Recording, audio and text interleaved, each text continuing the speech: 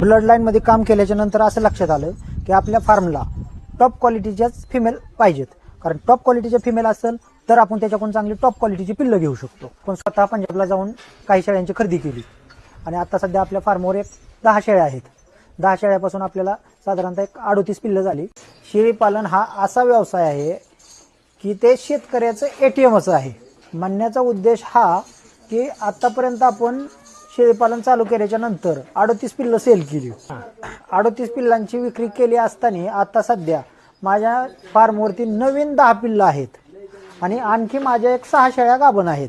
Blood line मध्ये ज्यावेळेस आपण काम करायचा विचार केला त्याच्यानंतर असं जाणून आलं की ब्लड लाईन मध्ये काम केल्यानंतर पिल्लांची क्वालिटी, त्यांचं वजन वाढ, ह्या सगळ्या गोष्टी तिथं दिसून यायला लागल्या.